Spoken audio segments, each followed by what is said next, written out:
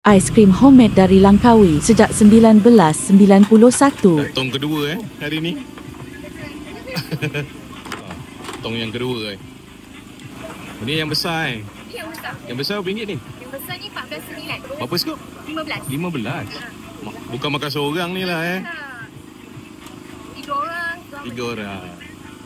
Layer ni ada pulut. Oh. Lepas tu nanti kita akan letak kacang, jagung dengan susu krema. Oh. Skop ni kecil-kecil dia ada reason dia kenapa? Kenapa? Sebab topping tu yang kita letak layer-layer tu. Kalau dia skop besar, atas dia dapat topping.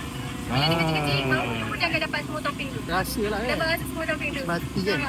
Dah ada 2, tak ikut abang berniaga. Oh ya lah. Tapi betul ke asal daripada Langkawi ke apa macam mana asal ni? Memang saya pilih kahwin. Oh, betul lah. Abang lah. Abang ada motor belakang lagi. Lepas tu 2000 buat side car. So founder dia Abah lah. Betul. Roti paling banyak. Roti pun ada pulut tau. Setengah orang aiskrim tu. Nak rasa apa tu betul aiskrim tu kita biar bekas. Tapi kalau nak memori zaman dulu aiskrim roti. Betul lah. Harga dia 49 tadi kan? Betul. Tak sampai RM5 lagi. Skop. Murah-murah. Dia Empat base scoop. aiskrim ni base santan sebenarnya. Tapi kita letak flavor. Yang putih ni butter vanilla.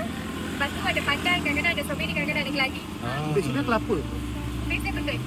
Kelapa. Pengalaman daripada darjah 2 kan? Betul, pada darjah 2. Bos saya masa kecil-kecil dulu, buat deterjen. Tapi pakai. Oh, tu upah dia. No por esta culo se colocan, tiada la canipo,